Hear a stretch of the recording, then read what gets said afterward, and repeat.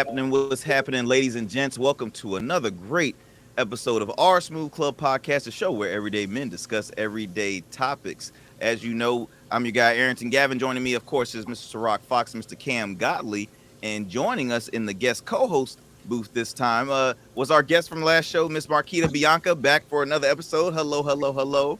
Hey guys, thanks for having me back. I'm excited.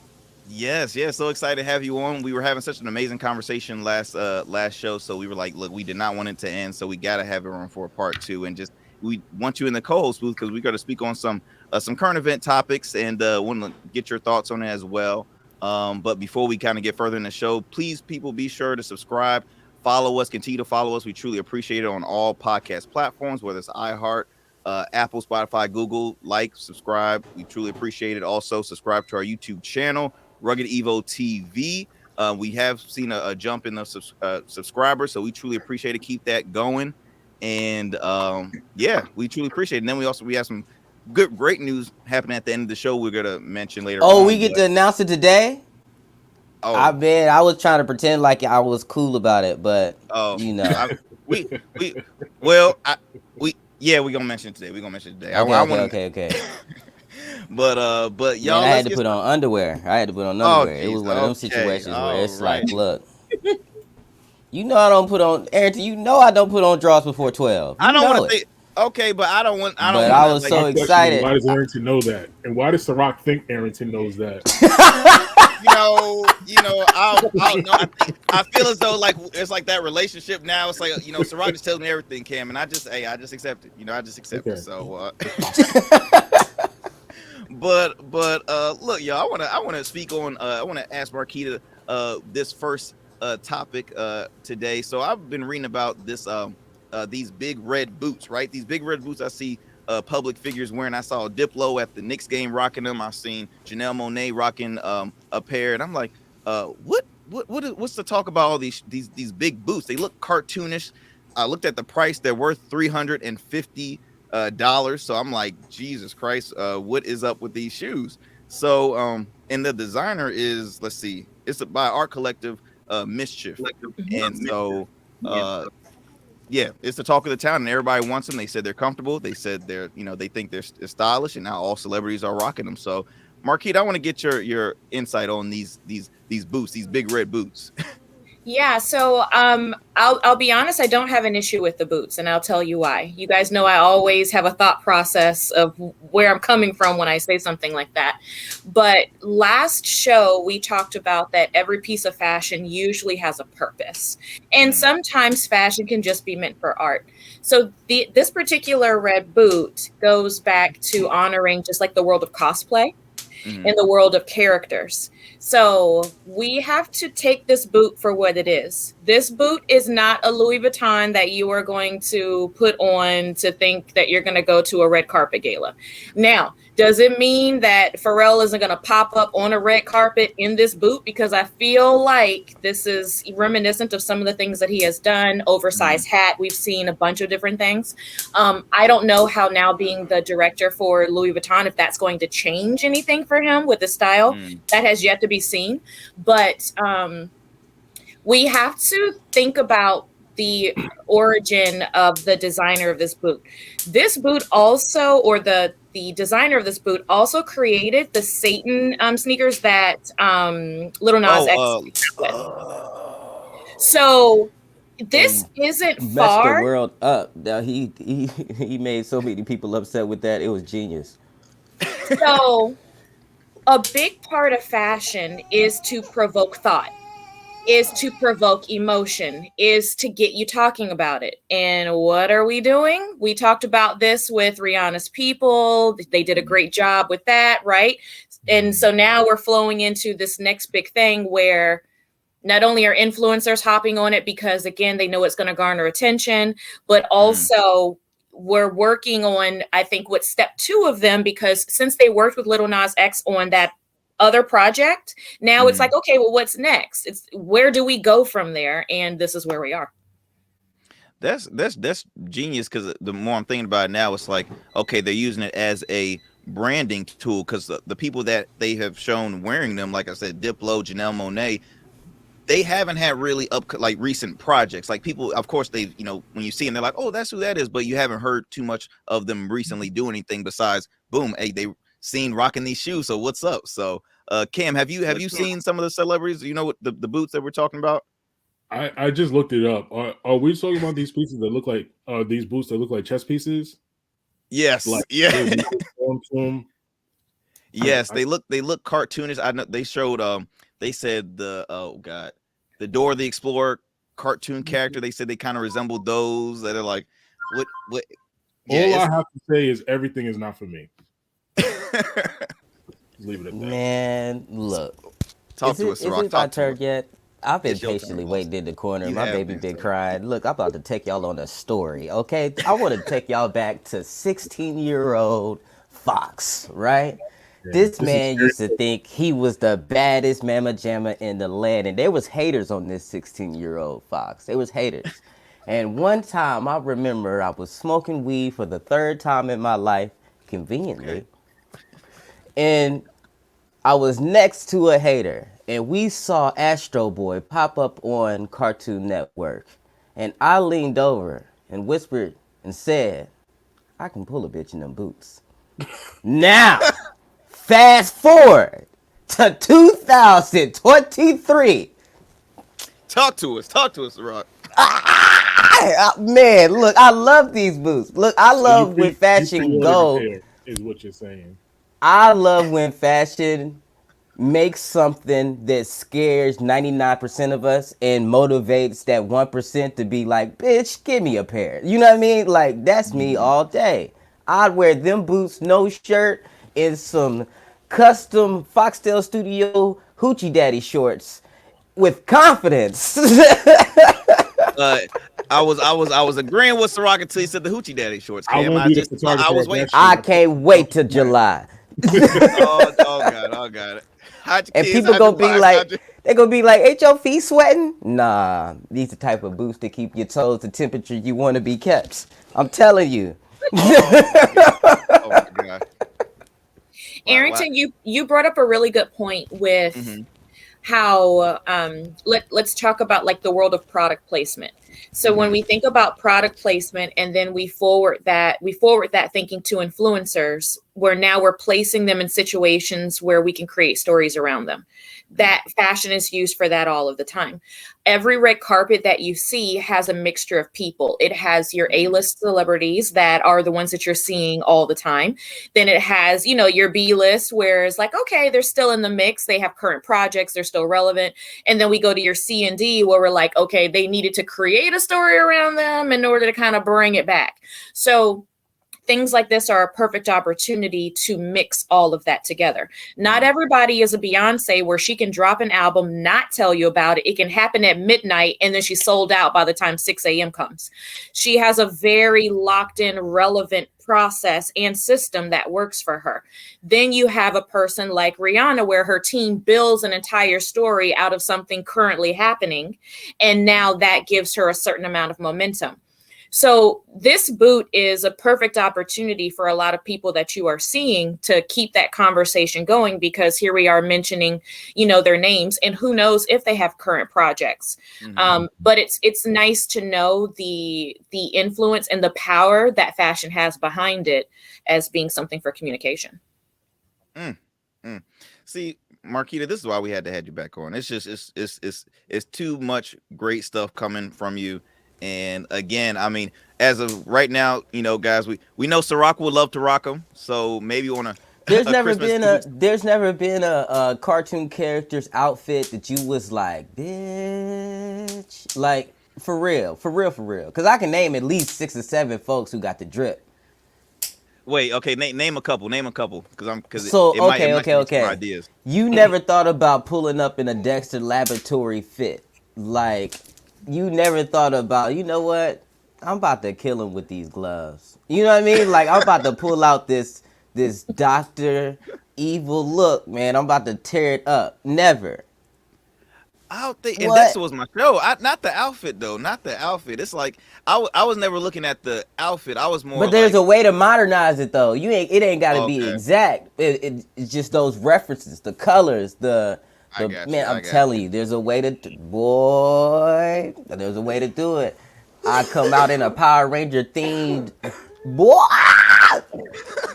I think fashion should do this more often. Hey, that's actually. Modernize cartoon drip into real fashion and see what happens. I was just about to say, Ciroc is on to something because that should definitely be a theme for like a fashion week. Is okay. The theme is cartoon, classic, current.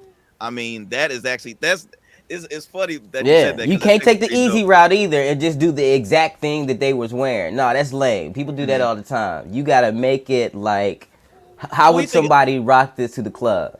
You know what's funny? So like Sierra and I, we kind of like living back our childhood watching. So they brought back the Proud Family, right? As a kid, I love the Proud Family. So they brought back the Proud Family original cast and stuff, and they got the whole original outfit. Man, seeing a fashion show based on like the Proud Family, or hey Scooby Doo, you think of like some of your favorite cartoons. You mentioned Dexter's Laboratory. Cam, what about you, man? Have you ever had that thought? What back when I you were can watching? safely say I have not, but Okay. I'm not knocking it.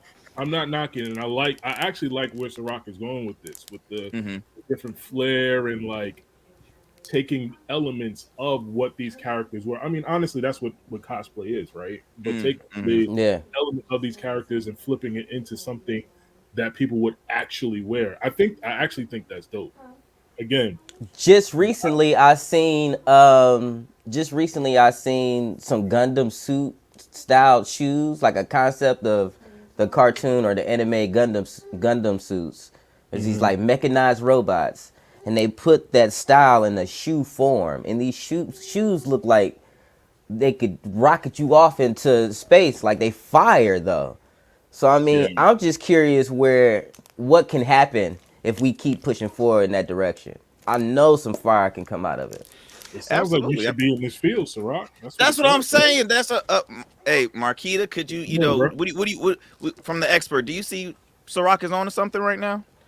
I do. And so it's currently happening. The thing is that there are ecosystems for everything, right? So Mm-hmm. cosplay, it's its own full culture ecosystem. There are people that live this every day.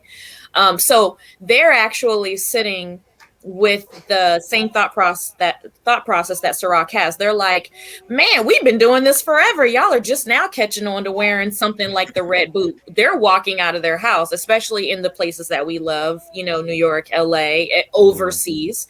These things are Mm-hmm. already happening. I think since the world follows trends, as a trend, we are seeing these things happen more and more. And therefore, it gives people the permission to come out to be a different person or unlock something that they've wanted to unlock with less judgment. And we talked about that last show with developing your own style and how do you stand behind it and bring yourself to the forefront of that. So this is just one more tool to make people say yes. And in that, I'm okay. Like, it doesn't hurt anybody. It's not offensive. Mm-hmm. You don't want to kick anybody with the boot, but as long as you're keeping your hands and your feet and your toes to yourself, I think everything is art, and it's why not? I think that if a person also wears this in public, it tells me a lot about them. Like, you can't take yourself that seriously when you're wearing this boot. So I would think that you would maybe be a person that I would want to have conversation with.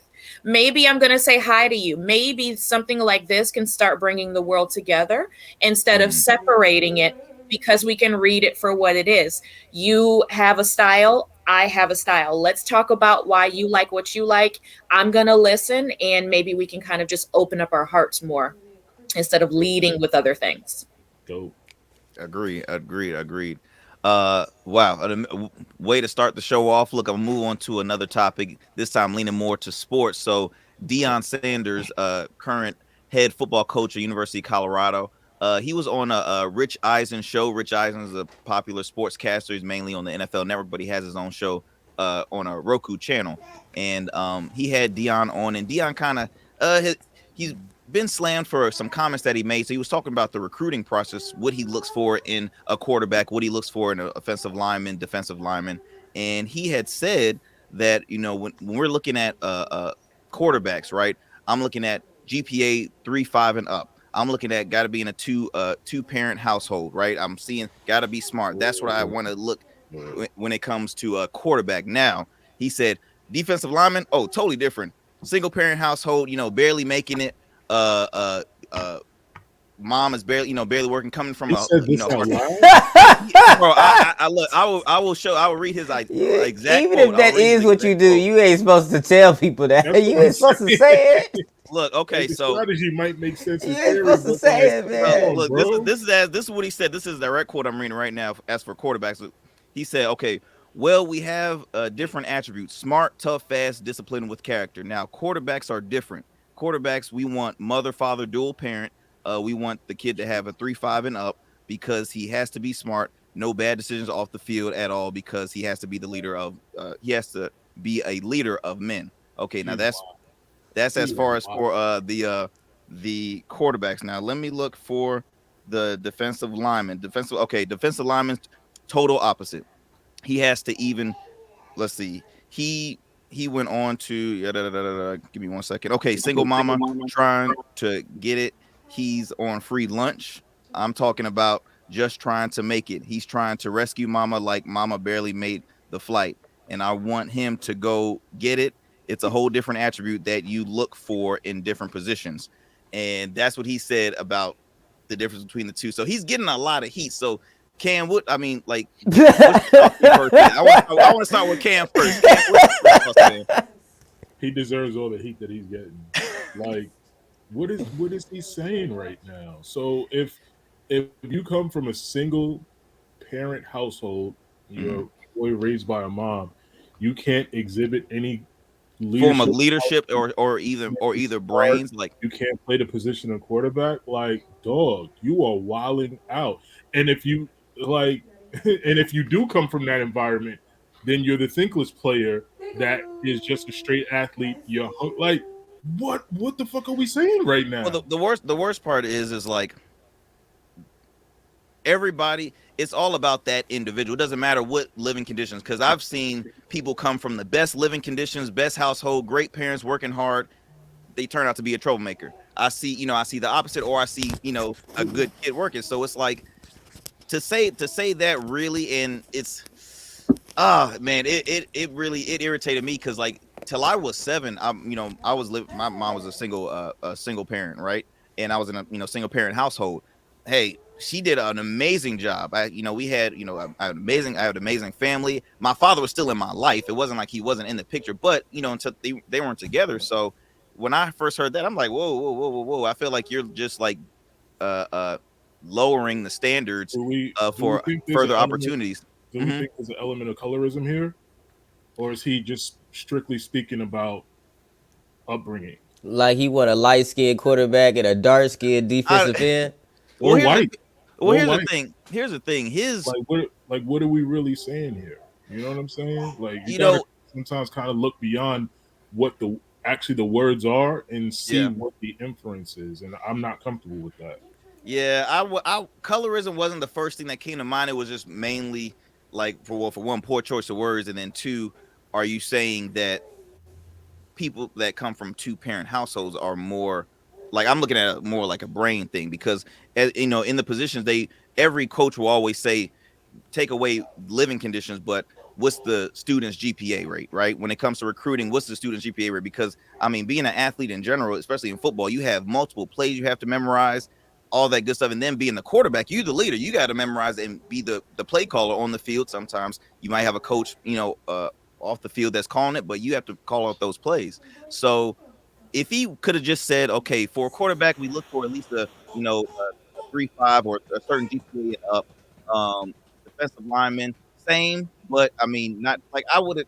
I feel as though to say that two parent household, single parent household, he's saying that okay, does he want the fire to come out more in a defensive lineman? Okay, you see his story, you see that he's putting it all on the tape, all on the field. So I know he's a headhunter. I know every hit is going to be a highlight hit because look where he's coming from. Now, as for QB is concerned, look at some of the QBs right now in the NFL. You have the top ones. You got Pat Mahomes, you got Joe Burrow, you got Jalen Hurts, all came from great households, high GPA, but lived privileged, because I mean Pat Mahomes' dad was a professional baseball player. Joe Burrow's family, money. So is he trying to say that, okay, being that these are the top contenders, they're the top people because they had top visibility. Top dollar earned them top visibility. The reason why we see these folks who come from these successful families in these leadership position roles is because they have the money to place their kids in front of the folks who decides who get put in those leadership roles. I know straight dogs in the field who don't have no parents. You understand me? Straight dogs, and they have full-on NFL experience, but they don't have the money to go to these training camps. They don't have the money to go to these places to get scouted in the first place. I know an exact model of Marshall Faulk. I served with him in the Marine Corps. An exact model. This dude was there. You could tell no difference between his play and Marshall Faulk's play in skill level. But he was living in the worst conditions. I mean, absolutely worst conditions. He didn't have no type of money for cleats, nothing. Straight, what is it? Iron yard style where Nelly was running barefooted in the fucking field. That was that dude. You know what I mean? And he had to go to the Marine Corps to play football. So that whole concept, anybody with less than 10 toes, I can't take too serious in the first place. But I only have a problem with the damage that he done to kids who heard him. You get what I'm saying? I don't really necessarily care about what he said and how he recruit. Everybody got a quiet process in there. I lock my door when white people walk by. Everybody not perfect. Everybody got something that wasn't supposed to be said out loud. You know what I mean? I just hate the fact that there's some black boy right now who, you know, mom is working at night, and he got dreams of playing this sport. And he just heard this from one of his all-time favorite people. One of his heroes, yeah, one of his heroes. And now he don't want to be a quarterback no more. You know what I mean? I know sports ain't everything, but you ain't supposed to just knock the ball out of his hand.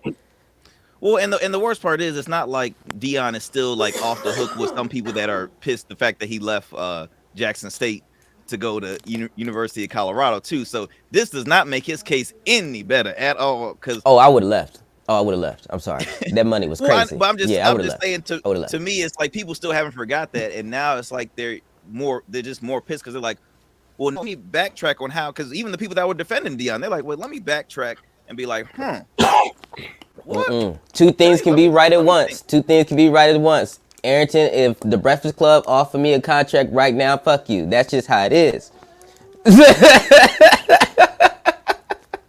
Two things can be right. They're definitely looking for a third. Arrington, you know what I'm saying? It's cool, but it's good to know. That is good to know, right? That is good to know. Marquita, how's your schedule looking nowadays? No, I'm joking. But Marquita, please. What do you think about this one, Marquita? So first, I will preface this by saying I'm a huge sports fan, like huge. Football season for me is a really, really big deal. Super Bowl is a holiday in our family household. No matter who's playing, we enjoy the snacks, the camaraderie, everything that happens in between. And even in Fashion Week, I have my phone out and I'm watching the game because after COVID, you remember we used to have the first Sunday for Super Bowl. Now it's the second. They've messed everything up. Now it's on Fashion Week every single season. Anyway, my personal opinion. But I'm really disappointed with Deion for a couple of reasons, because it's one thing to say inappropriate things out of your mouth. We call it pillow talk, like you're supposed to keep these things. But as soon as that comes out and other people hear it, now we know a few things about you.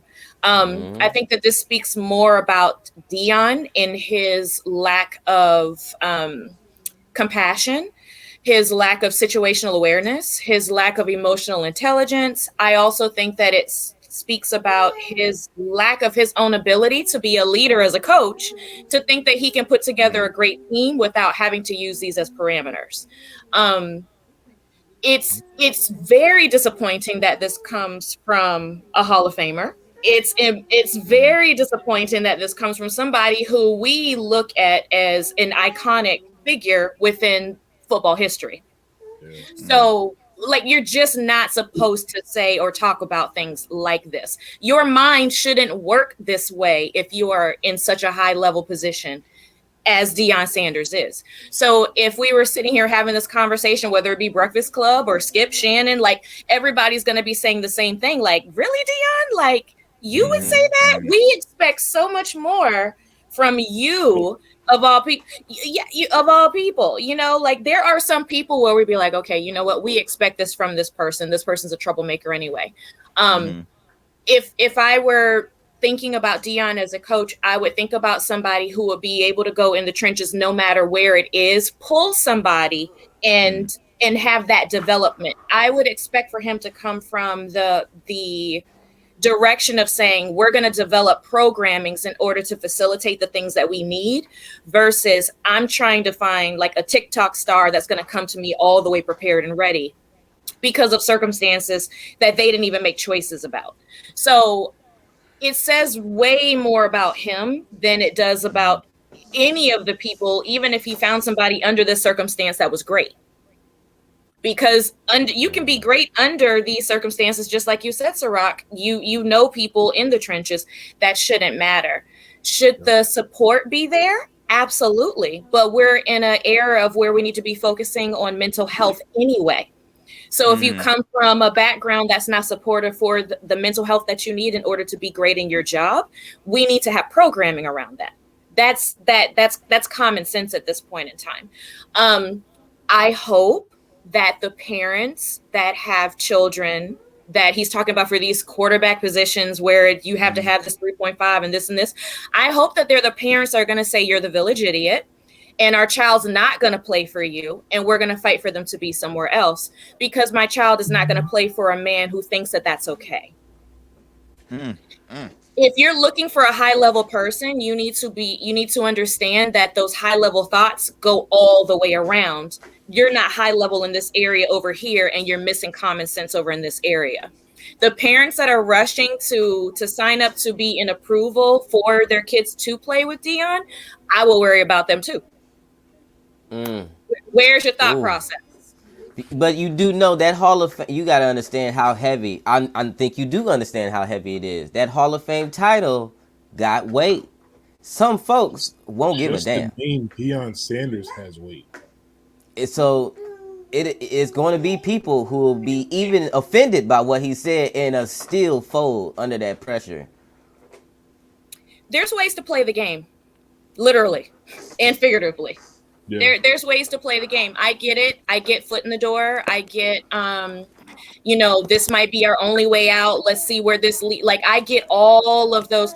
But again, if I'm going to have those conversations with you, I'm going into it with a plan. I'm not going into it because I'm a fan of Deion. I'm going into it with, son, you're going to do this. You're going to do this because the next time that we can get a contract, the next time we can move you out of this position, you're going. The same, Ciroc, the same way you said, Breakfast Club calls, what's happening, right? So we're not going into it saying, Deion, you're going to save my son. That's not the thought. I'm going to it like, okay, you know what? So he's a village idiot. Okay, that's fine. That doesn't mean that the game is now all of a sudden, null and void. That means that you're going to be with a person for a certain amount of time that we're not necessarily friends with. But a lot of this is not about friendship, right? True. People play for people all the time. It's a business like everything else. So if you want to go in, you need to know how to do your contracts. You need to know, you need to know how to maneuver yourself. Period. Absolutely. Well said. Well, look, we're going to take a quick commercial break, but when we come back, we will speak more with our guest co-host, Miss Marquita Bianca, here on our Smooth Club podcast, a show where everyday men discuss everyday topics. I'm a master of my mind. Manipulate the masses with motivation to move. This is the only chair I'll volunteer to sit in. Spinning and spinning. Each loop past the mirror, I see a better me in true destiny. Confidence is key, so these 2-week cleanups won't be memories. Hey, barber, do you think it's possible to reshape the temple that holds my thoughts? Shape up in the hub makes me bold my walk, cause sometimes a lineup could be your savior. Do you think it's ironic that I can monetize my work when I stick to the master plan and get my taper? No more thoughts of getting burned by the system, and this new product doesn't burn my taper. Thank you. Let's normalize uncovering our bodies from that sheet, and we look stunning when it comes off. Cause we are masters of our mind. Manipulate the masses with motivation to move. Each cut allows more and more room to grow.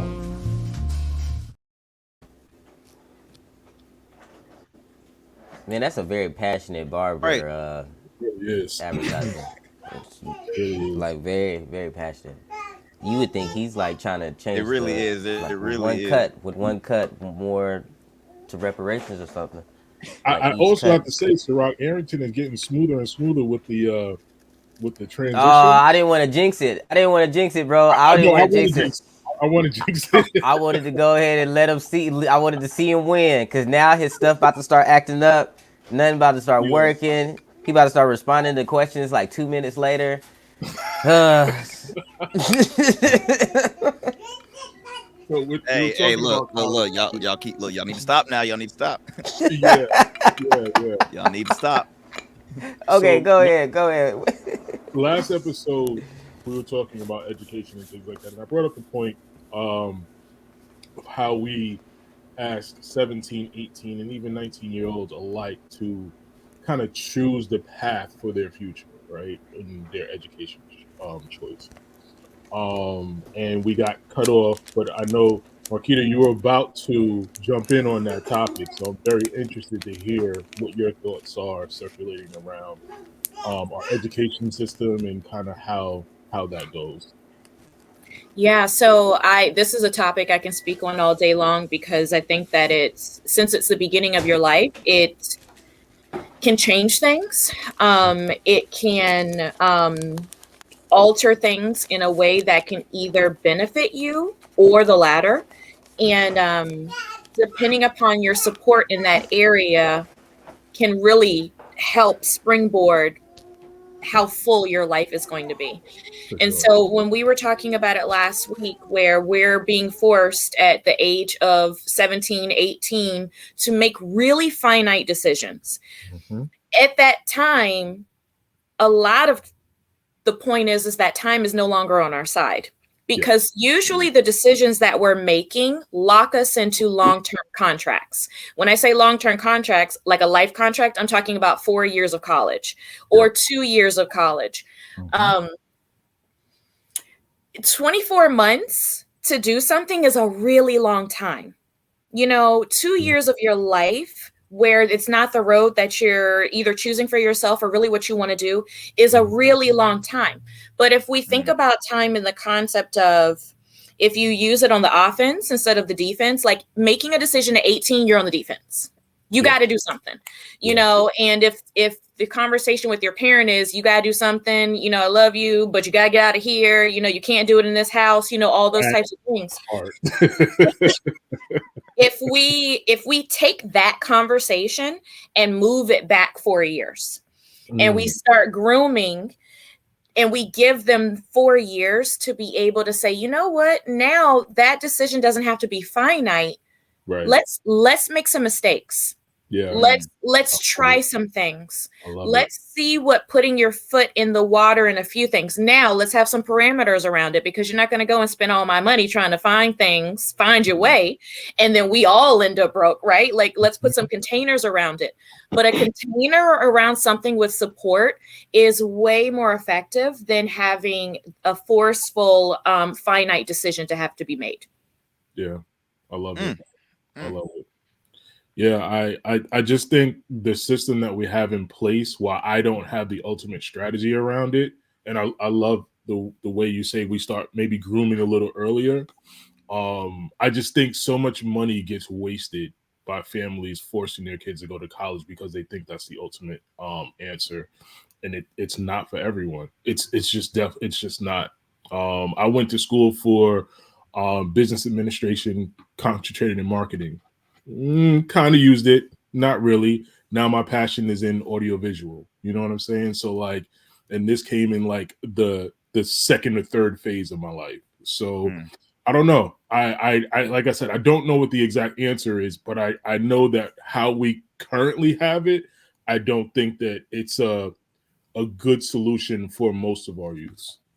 Yeah, I definitely want to kind of add to what you were saying, Cam, because I went to school for I majored in health and wellness. I majored in health and wellness, uh, hoping to pursue athletic training or personal training, and I end up not doing that at all. But Yeah. honestly, my whole mindset in college was the fact that, okay, once I started working on my business plan as a sophomore, my whole goal was like, okay, I need to get this piece of paper because in today's world, when you have to apply for a job, their main requirements are 4 years, 4 year, a degree, a bachelor's degree or something, right?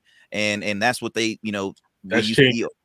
It is very much changing, and you Mhm. see it now where they're always saying, okay, we need a bachelor's. Oh, well, this job we're gonna need a master's. Oh, this one we're gonna need higher up. But what I don't like is the fact that some jobs are either gonna hire you saying you're overqualified, some are gonna say you're underqualified, some of them are just not gonna look at your it's not what you know, is who you know, right? So to go what you were saying as far as a lot of money's being wasted, I totally agree, because in your first, say your first year as a freshman, you're taking general courses that you just completed in high school. So it's like, why Hell am I yeah. repeating this? Why can I go straight into my major? I'm just saying, why can I not go straight into my major Yeah. and potentially graduate early, or just go what I'm focused on doing? And you have professors that truly mean well for their students and actually will kind of lecture them on life, and of course teach their subject matter, right, but also teach them in life and what to be prepared for. Because I can say, for example, Shiera and I, we had the opportunity to speak at at my alma mater for to a small class of seniors, like 8 kids, and one of our old professors asked, hey, do you mind talking with the kids? They're about to graduate. Just, we always do, like, Fridays we have a past student or a past alumni to speak to the kids. Out of those 8, I mean, maybe like 2 of them were really focused and asking questions. The rest were like, on their phones, chillaxing. Now, mine, it was an 8 a.m. class, but let's be real. Like 9 a.m. to me is like sleeping in. So it's like, come on, y'all gotta be awake. Come on, get up, go. But it's like Shit. they, it's like they were just like saying, man, whatever. I'm just here just to be here and stuff. And it's sad because once you're in the real world, man, it will kick your ass to the max, because you're competing with so many others, and it's tough, man. I mean, I believe education is key, but universities and colleges have to think of something different, especially when it comes to postgraduates. They're graduating with so much debt. They don't even have a job yet, but they got to pay you almost 200 grand, and pay the university that. I mean, it's just it's ridiculous. Like, what are you setting them up for the future? I definitely felt 100% rushed in the decision making when I turned 17. Like, but it was one of those situations where if I stayed, my mom would fold under the financial pressure. So I ain't have no choice. Like, there was no other options. But I just wish that what I do now was even brought to me as an option. Like, it wasn't even a thought that I could get paid to direct other people's shows.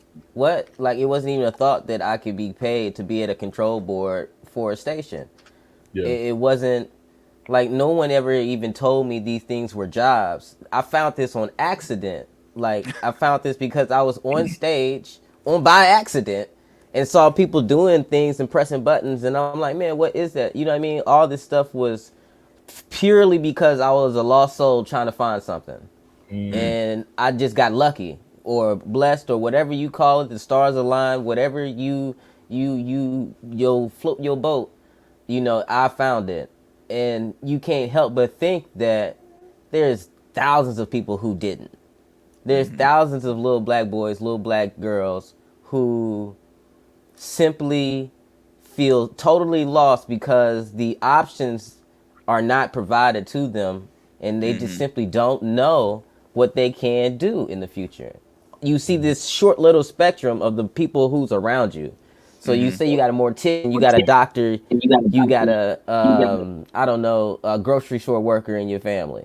Those are the only jobs you see day in and day out. And then those are the lives that you see day in, day out. So you only see the options that spread out from them. Yeah, we got social media now, so it helps.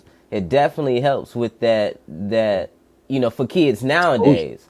They get But so many that's avenues now. still it's still, the damage has already been done to our generation. The damage has already been done to the point of now in our 30s, we're just now finding out that, yo, there's a whole world of, that's why I got this phrase, think nasty thoughts, because this, and I know it sounds crazy, but when you close off your mind towards certain, sexual aspects of your life, it feels like you kind of shut the door towards other things.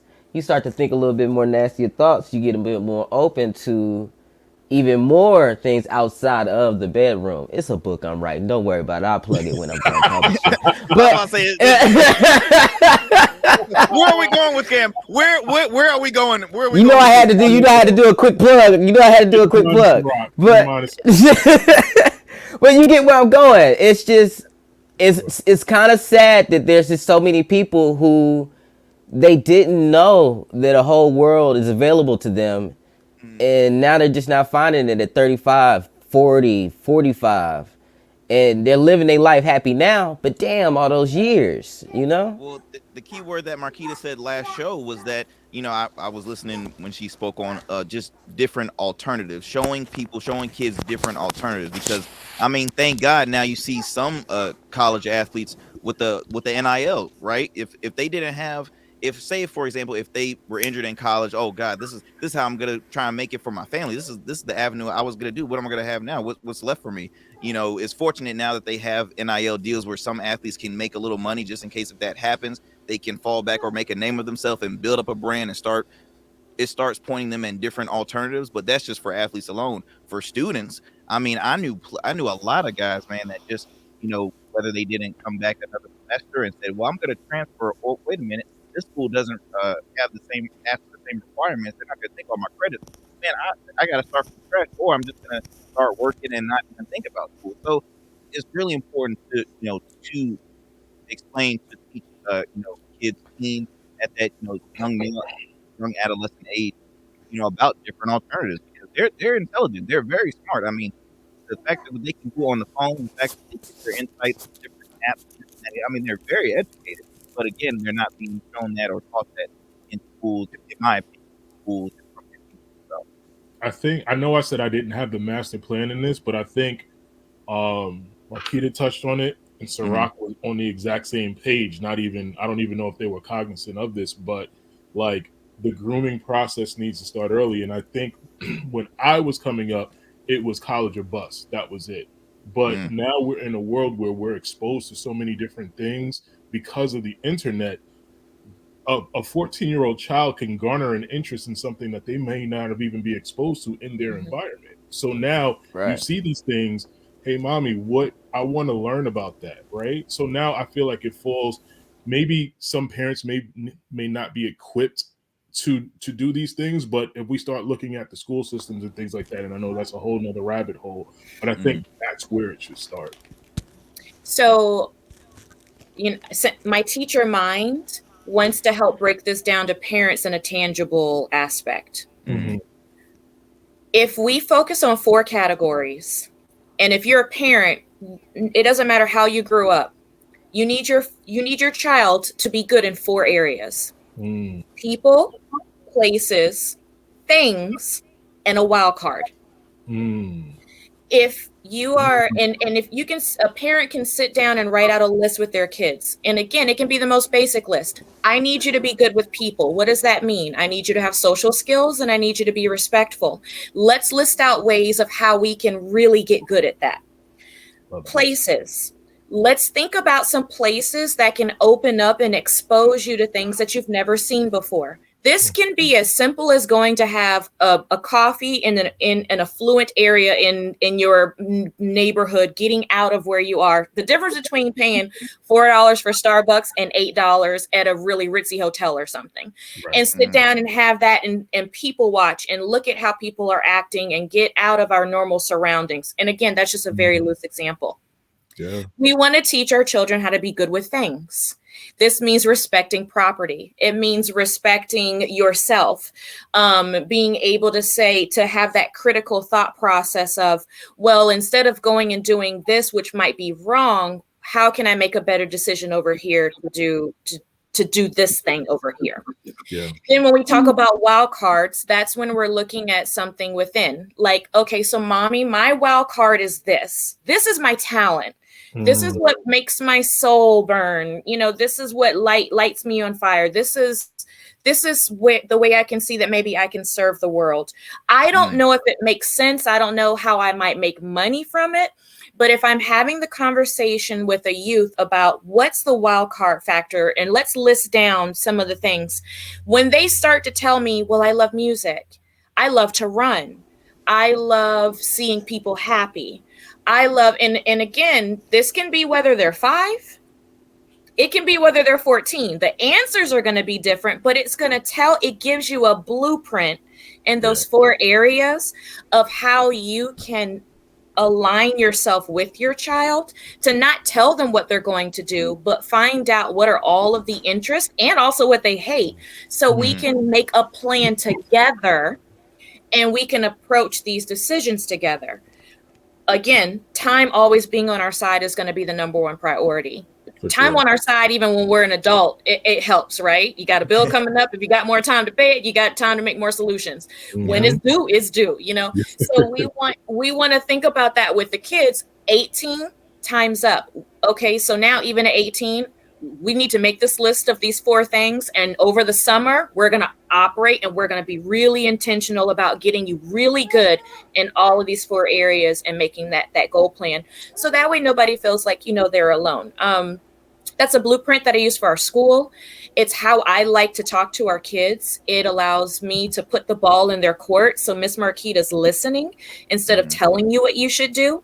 But when you make a decision in an area, when I say, okay, so you love to run, that means we're talking about endurance. We're talking about all these other things. In order to be a good runner, these are the dance classes that we're going to do to get your wind up. These are the things we're going to do to be able to get you just really good in that area. When we settle on a plan, they've locked into that plan with me. It's not my plan. It's your plan, and I'm supporting you in this plan. So when you make a decision that goes against the plan that we made together, now we have a conversation that's not, well, I told you. No, it's, well, you told me you were really interested in this, and we made this plan to help support you get better. So explain to me where the plan went wrong. Where did we fall through? Where did we get disinterested?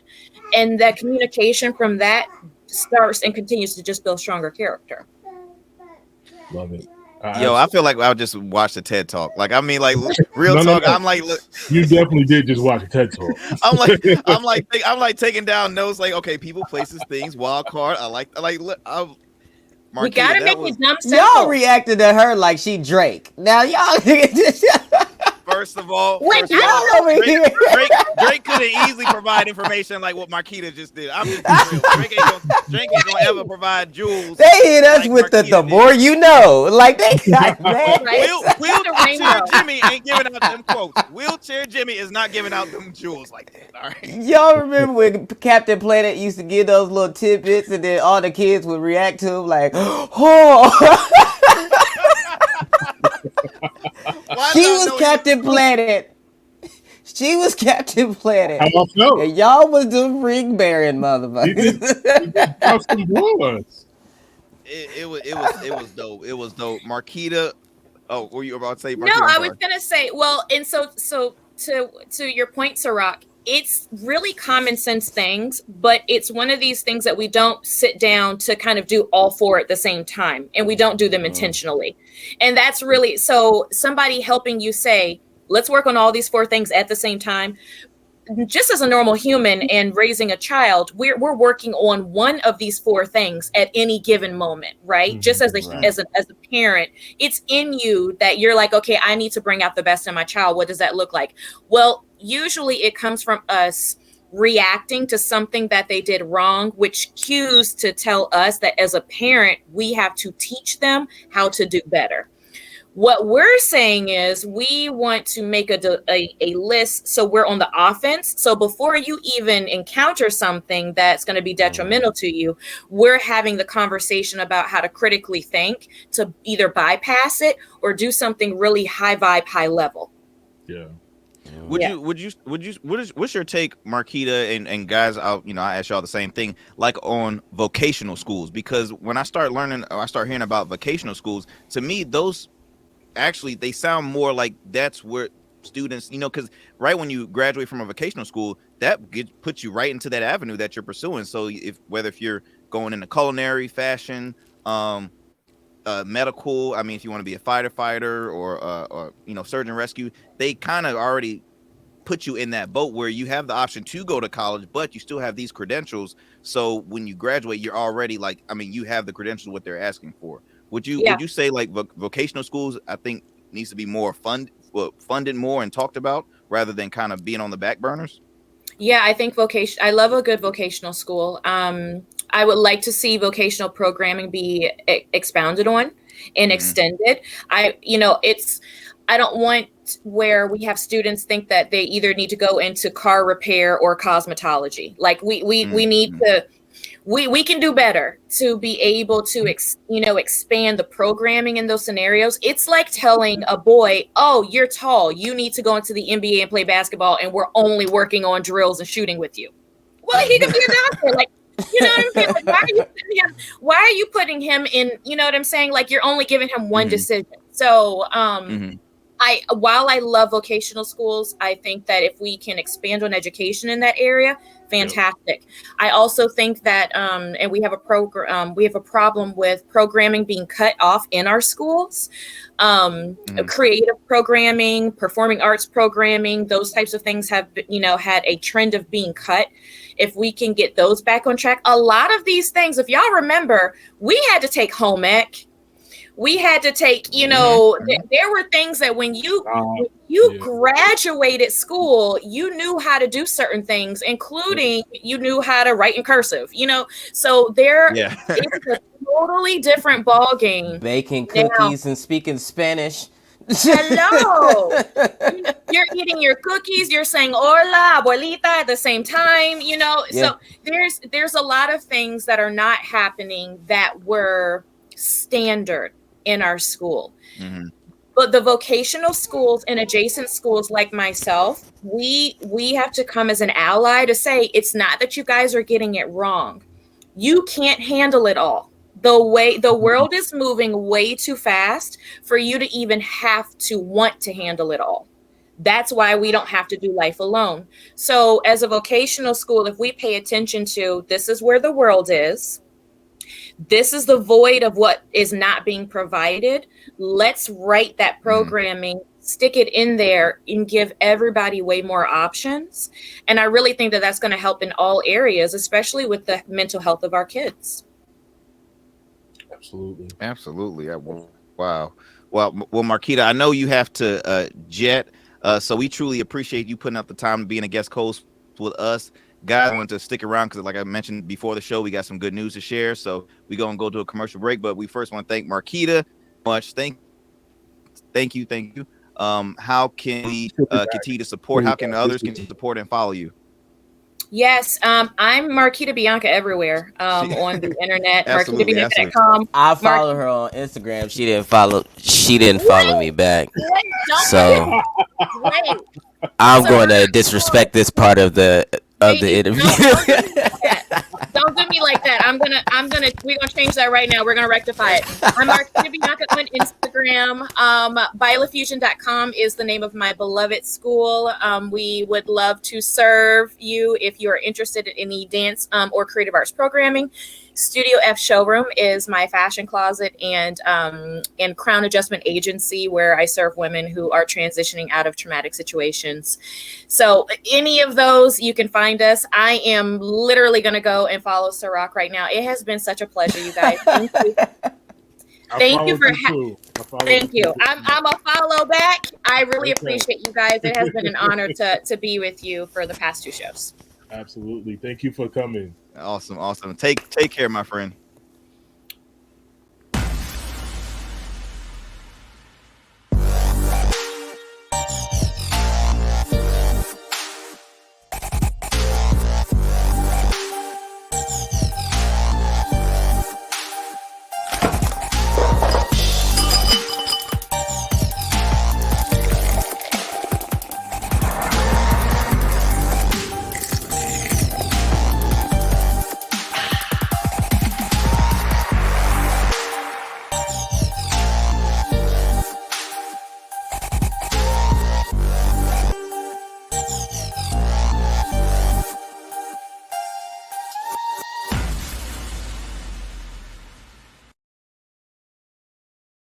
Yo, that transition was smooth. It was right on point. It was right on point. I'm trying, fellas. I'm trying. Respect. Look, I appreciate it. Look, it's a work in progress. It's a work in progress. Look, wasn't a great show, fellas. The internet's I still want to kind of thank shaky, again, Ciroc. I don't know. Yeah, it did get a little shaky. It did get a little shaky at the end. I think it just got hot. That's all it was. It just got a little warm. It's his first day working. Give it a break. He replaced him. I think he replaced the photo. I did, fellas. I did. Look, I want to thank Marquita again for a great convo. But like I said, we got some great news, guys. Great news to the fans. So again, those continue to grow, and starting March 19th, you will be able to check out us on FM radio. That's right. Our Smooth Club Live will be premiering on Hot. So Cam, you're joining us. Soul of VA. You're coming. I wasn't sure you wasn't replying in the group chat. I thought you was like, man, forget these dudes. Nah. I'm not serious about that life. So I gotta, you guys. The vibe of outside conversations and like on mic conversations. We'll figure it out though. No. You act like you don't like me, and our relationship is shaky at best. I promise we're good. I promise we're good.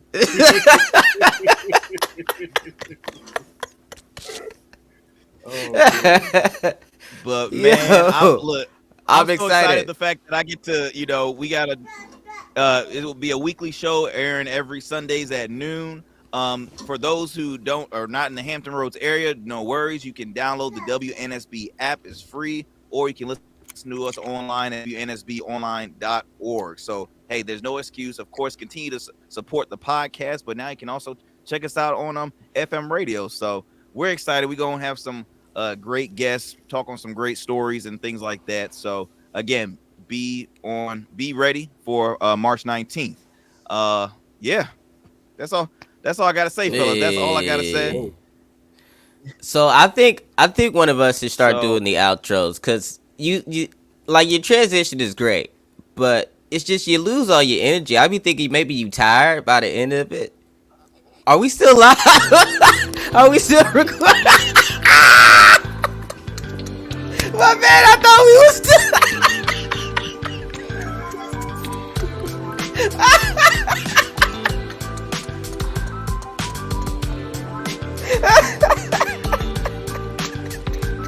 Is he frozen?